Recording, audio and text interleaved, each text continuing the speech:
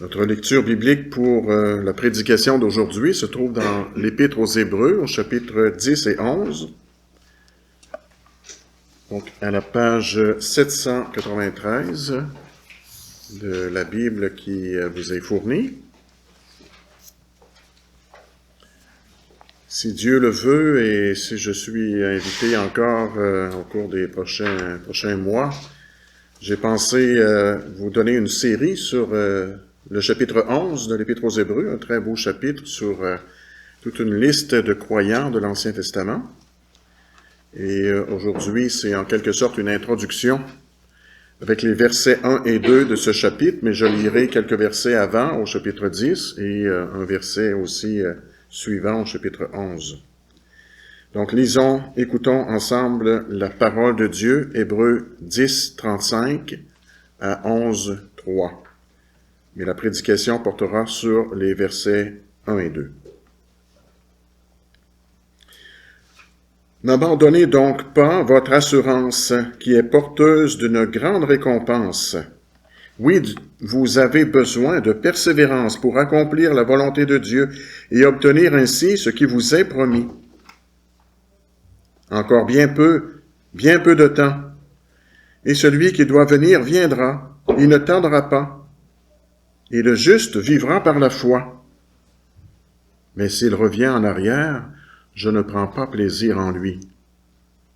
Quant à nous, nous ne faisons pas partie de ceux qui reviennent en arrière pour leur perte, mais de ceux qui ont la foi pour le salut de leur âme. Or, la foi, c'est la ferme assurance des choses qu'on espère, la démonstration de celles qu'on ne voit pas. C'est à cause d'elle que les anciens ont reçu un témoignage favorable. Par la foi, nous comprenons que l'univers a été formé par la parole de Dieu, de sorte que le monde visible n'a pas été fait à partir des choses visibles. Prions notre Dieu. Père Céleste, merci de nous donner ta bonne et sainte parole qui est la vérité. Éclaire nos cœurs, nous t'en prions, par ta parole et ton esprit. Restaure nos âmes. Fais-nous marcher dans ta vérité. Éclaire-nous sur ce beau et grand sujet qu'est la foi. La foi, un don gratuit de ta part que tu as mise dans nos cœurs par ton Esprit Saint et par ta parole. Et nous avons besoin de grandir dans cette foi, d'être fortifiés aussi par ta parole et ton Esprit. C'est notre prière aujourd'hui, que nous puissions être attentifs à ta bonne parole et en recevoir un grand profit, une grande bénédiction. Dans le nom de Jésus-Christ, nous t'en prions. Amen. Bien-aimés du Seigneur, oui, la foi, quel beau cadeau lorsque nous nous arrêtons à ce sujet. Quelle richesse d'avoir la foi. Ce n'est pas tout le monde qui reçoit ce cadeau riche et excellent.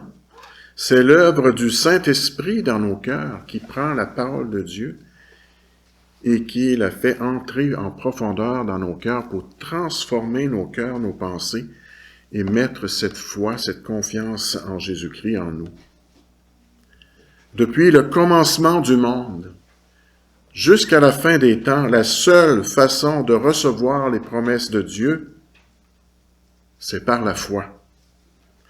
Le verset 6 nous le dit clairement dans ce chapitre 11, « Sans la foi, il est impossible d'être agréable à Dieu. » Ceux qui proposent toutes sortes de chemins possibles pour avoir accès à Dieu, n'ont pas compris cette vérité fondamentale et essentielle. La foi en Jésus-Christ est le seul moyen de recevoir le pardon des péchés et la vie éternelle, d'être en paix avec Dieu et d'être assuré de notre éternité. Hébreux 11 est entièrement consacré au thème de la foi. Nous entrons ici dans ce qu'on pourrait appeler le temple de la renommée des croyants. Il y a toutes sortes de temples de renommée. dans notre société, mais voici le temple de la renommée des croyants qui nous est proposé à notre réflexion, à notre considération. Et dans ce temple, on se promène et nous y trouvons Abel, Enoch, Noé, Abraham, Sarah, Isaac, Jacob, Joseph, Moïse et bien d'autres encore. C'est par la foi qu'ils ont vécu et qu'ils ont marché avec Dieu sur cette terre en attendant la pleine réalisation des promesses de Dieu. Nous aussi, à leur suite, nous sommes appelés à vivre par la foi, à marcher chaque jour par la foi sur cette terre.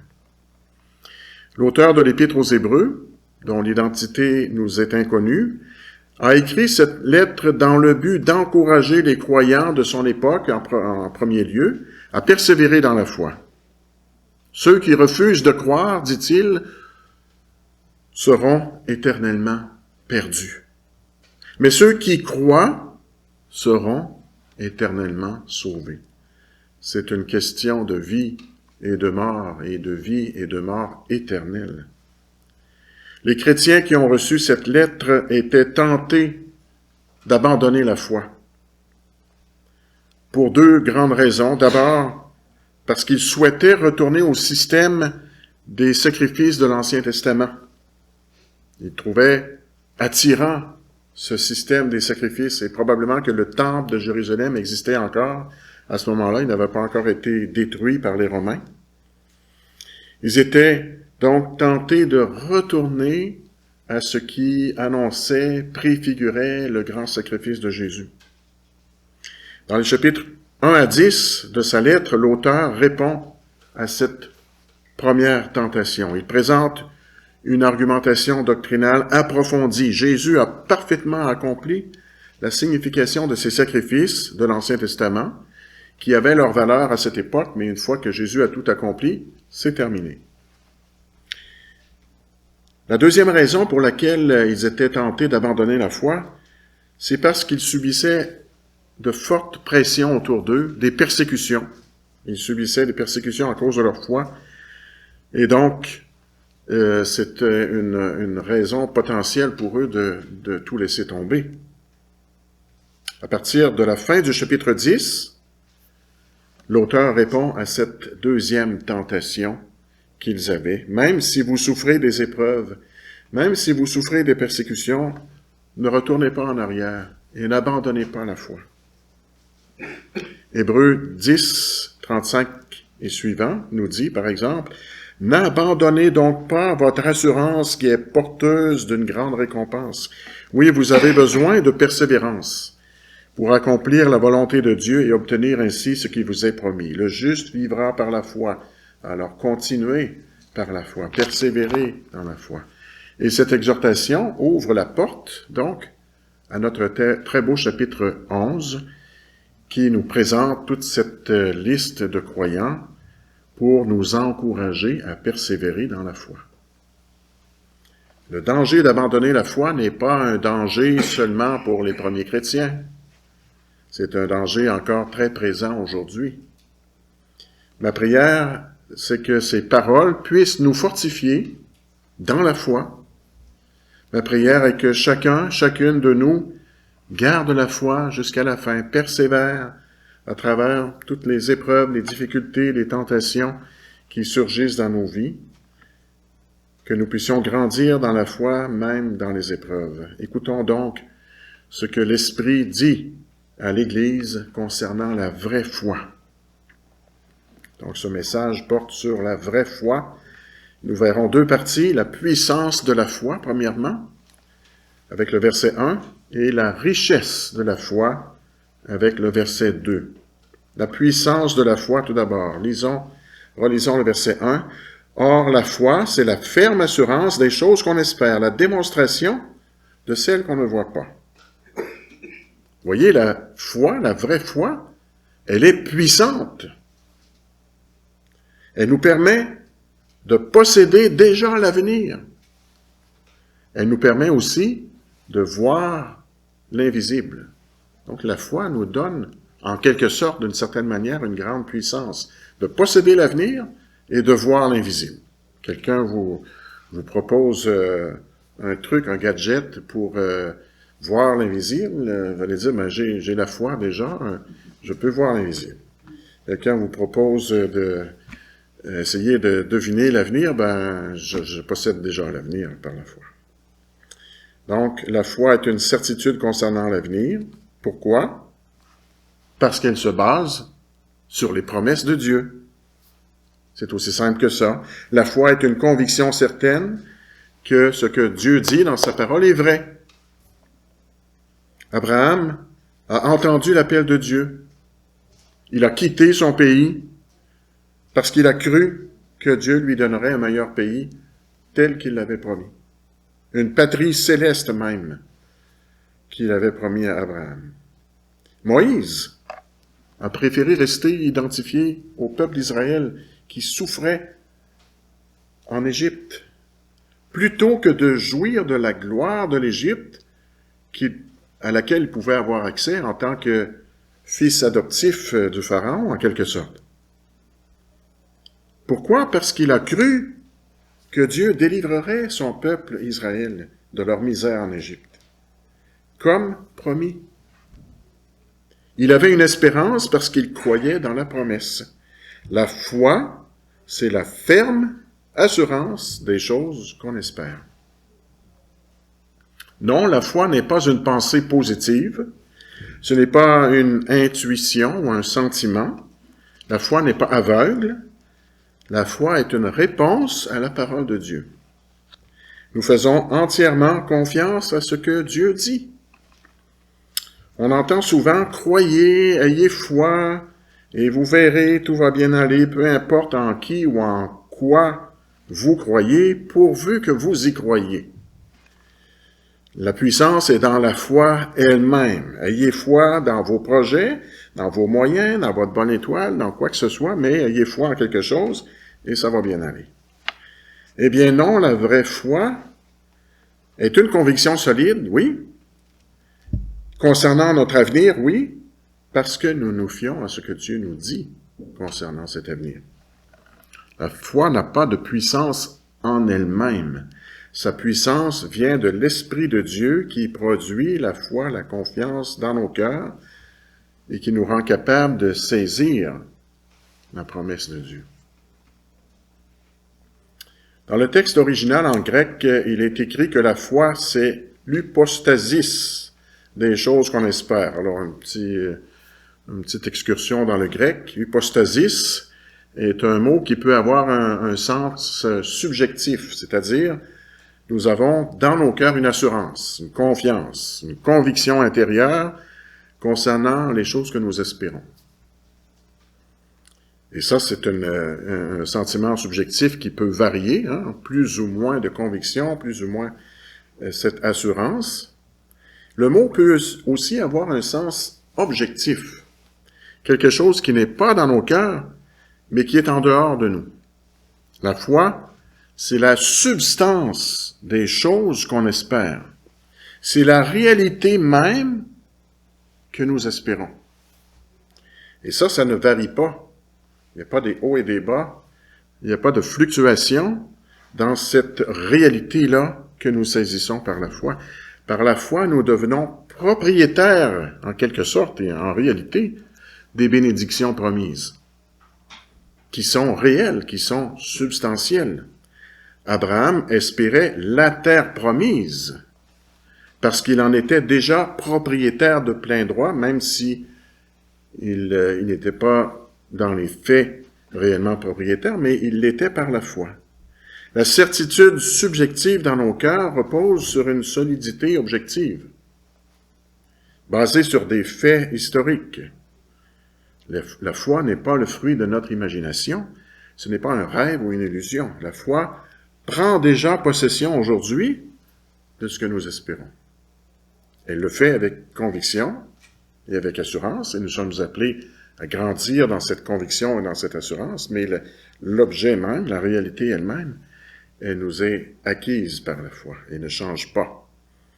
Alors, qu'espérons-nous pour l'avenir? Quelle est cette réalité objective que nous saisissons?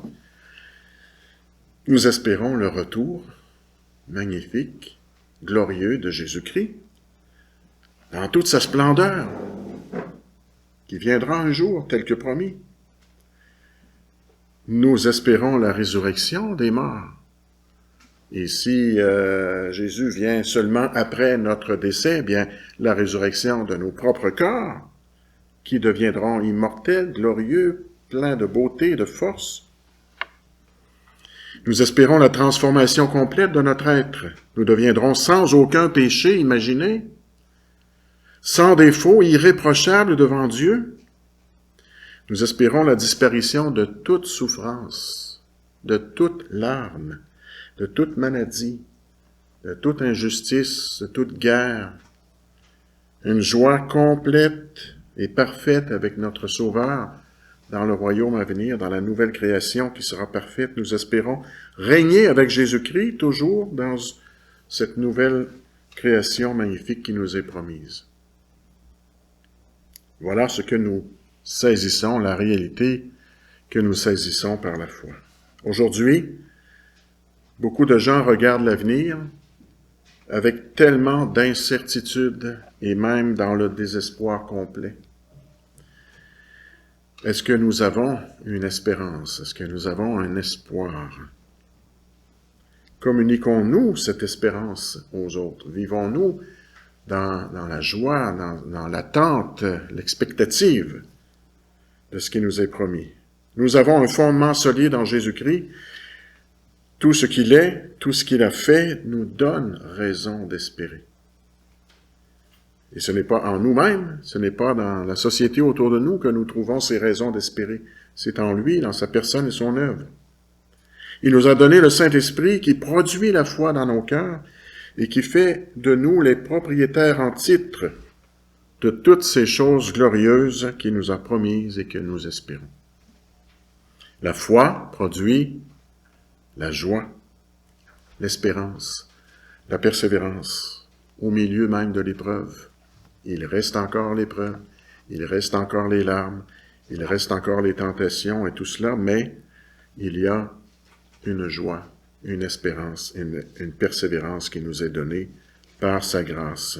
Prions pour que notre foi soit forte, qu'elle soit pleine d'assurance dans les choses que nous espérons. Mais je vous avais dit que la foi nous permet aussi de voir l'invisible. C'est très intéressant d'avoir cette sorte de pouvoir de voir l'invisible. La foi, nous dit notre passage, est la démonstration des choses qu'on ne voit pas. La démonstration des choses qu'on ne voit pas. La foi, c'est la preuve irréfutable que les choses invisibles sont bien, bien réelles. Qu'est-ce que nous voyons avec nos yeux? Bien sûr, nous voyons les réalités visibles, matérielles. J'ai vu la route pendant mon voyage tout à l'heure. On voit les édifices, nous voyons les rivières, les arbres, les maisons, les personnes. Nous voyons ici. Nos yeux nous en donnent la preuve. Par la foi, avec les yeux de la foi, nous recevons la capacité de voir les réalités invisibles.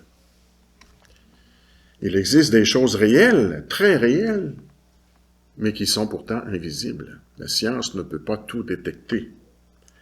Nous devenons capables de les voir, ces choses, par la foi, à cause de ce que Dieu nous dit dans sa parole. Dans notre Église en Beauce, il y a des personnes, certaines personnes, qui ont des yeux un peu spéciaux. Des yeux dotés de perception artistique, capables d'apprécier l'agencement des couleurs et des formes et de voir quelle couleur on devrait mettre sur les murs, quelle décoration, quelle esthétique avoir.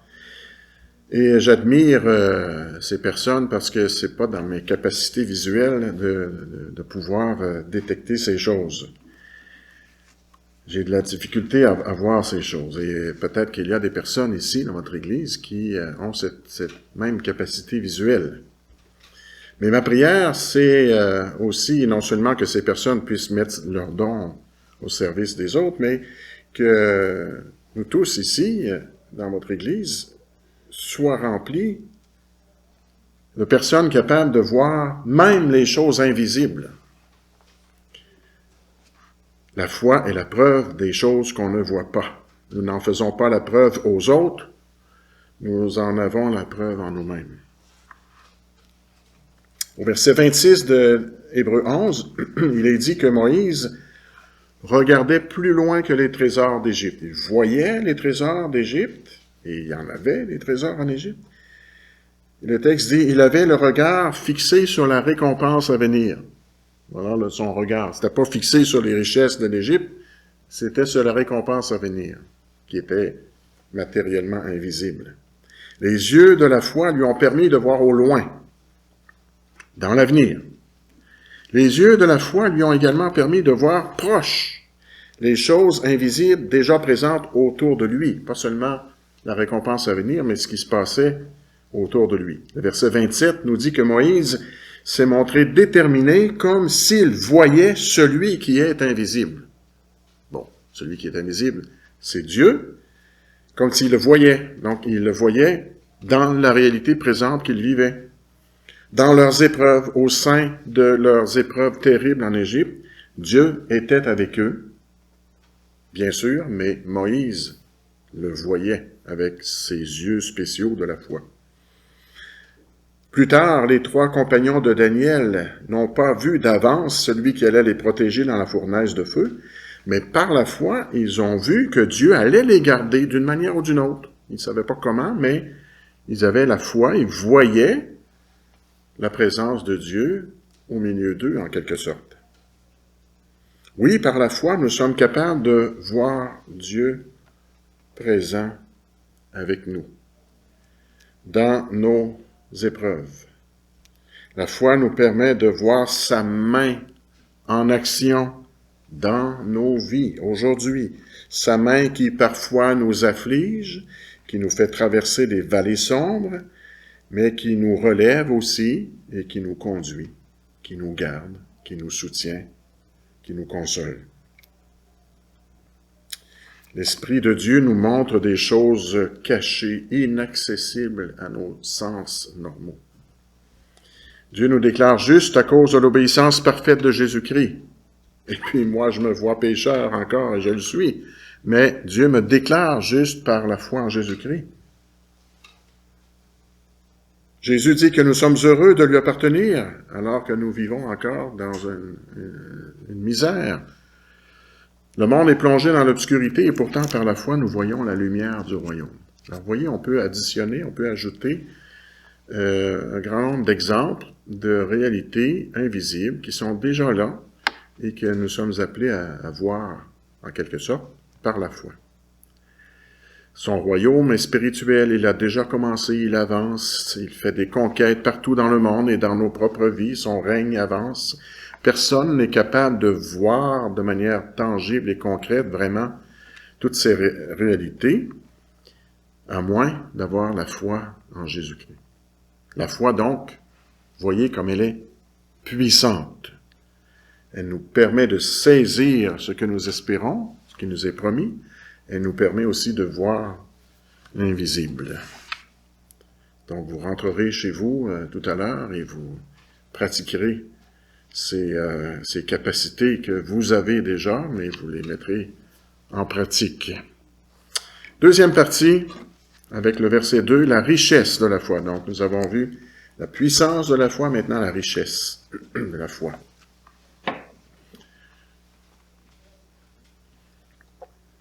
Oui, le verset 2 nous permet de faire un pas de plus et d'admirer cette richesse de la foi. C'est à cause de la foi que les anciens ont reçu un témoignage favorable.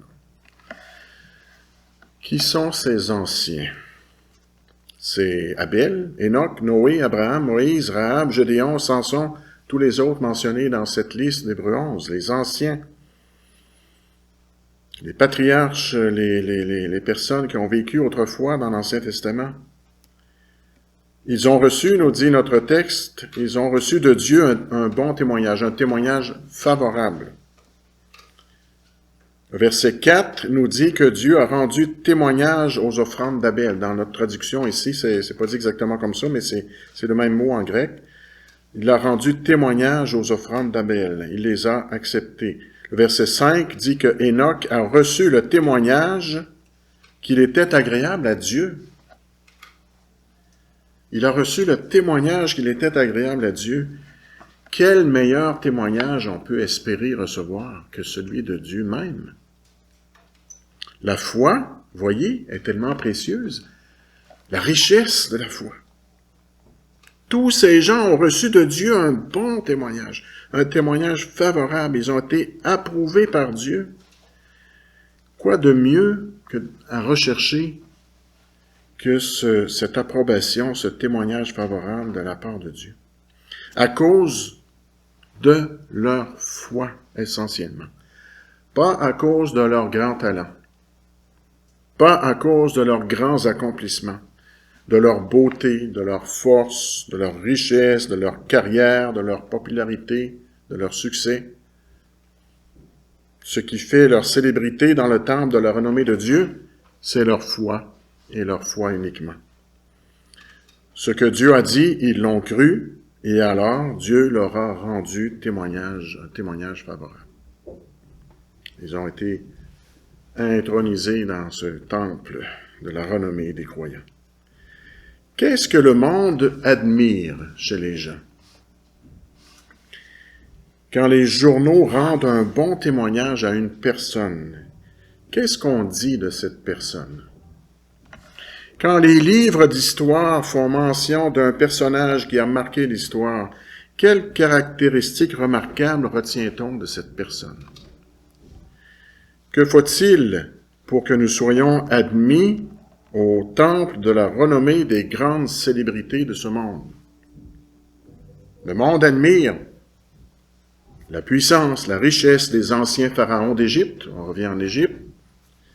Le monde admire le génie des constructeurs des pyramides, des aqueducs romains, des cathédrales du Moyen Âge. Le monde admire l'ancienne culture grecque, la Renaissance italienne.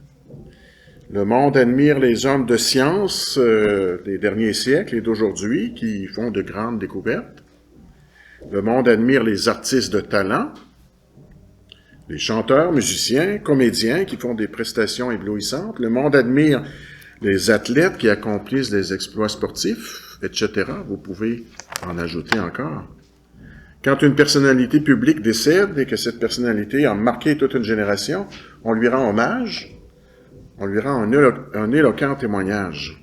C'était un homme ou une femme d'exception parce que c'était quelqu'un qui avait tout un professionnalisme ou à cause de sa contribution politique ou en économie ou contribution sportive ou culturelle ou quoi que ce soit.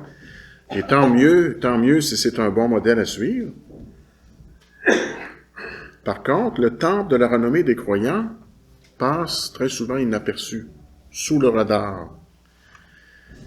Quel est le genre de personne que Dieu, lui, juge digne de mention dans sa parole? Noé, Abraham, Sarah, Moïse, Rahab, Gédéon, Samson, David, Samuel. Et si vous connaissez l'histoire de ces personnes, on connaît les hauts et les bas de chacun, de chacune, des gens insignifiants aux yeux des historiens et des journalistes. Ils ne sont pas comptés parmi les célébrités de ce monde. Et nous non plus, nous ne serons pas comptés parmi les célébrités de ce monde, en tout cas, pas à cause de notre foi. Peut-être qu'il y a des gens célèbres ici pour d'autres raisons, mais ce ne sera pas à cause de notre foi. Et pourtant, aux yeux de Dieu, les gens qui marquent l'histoire, véritablement, ce sont des hommes, des femmes et des enfants, comme vous et moi, qui ont la foi. Si nous avons la foi en la parole de Dieu, en Jésus-Christ, nous sommes des hommes, des femmes et des enfants d'exception, en quelque sorte, aux yeux de Dieu. Nos noms sont inscrits dans le livre de vie. Nous avons été admis au temple de la renommée des croyants qui perdurera éternellement. Alors oui, sachons apprécier la richesse de la foi, la valeur inestimable de la foi, plus précieuse que tout l'or et tous les trésors du monde. Voilà une puissante motivation à persévérer dans la foi. Ça vaut la peine de continuer de persévérer au milieu des moqueries, au milieu des rejets des autres, de nos copains, de nos proches, de nos collègues. qui méprisent, qui rejettent les chrétiens. La foi en Jésus-Christ est la seule façon d'être approuvé par Dieu. Verset 6, sans la foi, il est impossible d'être agréable à Dieu. Alors persévérons dans la foi, ça vaut la peine, c'est précieux. Il me reste encore une remarque concernant le verset 2 qui nous dit « C'est à cause de la foi que les anciens ont reçu un témoignage favorable. » Les anciens, je reviens, les presbytéroi en grec. Mais qui aujourd'hui s'intéresse vraiment aux anciens? À ces vieux personnages, ces vieux patriarches qui ont vécu 3, 4, 5 000 ans avant nous. Qu'est-ce que ces gens arriérés, démodés, peuvent bien nous apporter? Si au moins la Bible nous disait, c'est à cause de la foi que les jeunes ont reçu un bon témoignage. Alors, ce serait intéressant. On est toujours à l'affût des nouvelles modes qui changent très rapidement, les nouvelles générations X, Y, Z. Je ne sais plus où on est rendu là, dans les lettres de l'alphabet. On est toujours à réinventer de nouvelles idées, de nouvelles croyances, et même parmi les chrétiens, on aime parfois suivre la mode. Plusieurs pensent qu'il faudrait réinventer la foi à chaque nouvelle génération, comme si chacun vivait isolé des autres. Et d'après la Bible ici, et d'après ce chapitre, la foi possède un caractère historique. On est enraciné dans l'histoire. On a des racines lointaines qui donnent une solidité à notre foi. La vraie foi s'inscrit dans une lignée de croyants. On n'est pas nouveau sur la carte. Depuis le commencement du monde jusqu'à la fin, il y a cette lignée de croyants qui se déploie dans l'histoire. Notre foi n'est pas isolée des générations précédentes. La vraie foi est toujours la même, depuis Abel, Enoch et Noé. Bien sûr, les premiers chrétiens qui ont reçu cette lettre aux Hébreux ne devaient pas retourner en arrière à l'ancien système des sacrifices de l'Ancien Testament. Bien sûr, il y a une étape nouvelle qui a été franchie en Jésus-Christ. Ce système de sacrifice a été aboli. Mais ces chrétiens étaient cependant exhortés à retourner en arrière pour considérer la foi de ces patriarches de l'Ancien Testament et pour suivre leur exemple, marcher sur leurs traces. On est facilement porté à faire entrer de nouvelles idées dans l'Église, alors attention, ce sont les anciens qui ont reçu un témoignage favorable. Ce sont ces vieux patriarches.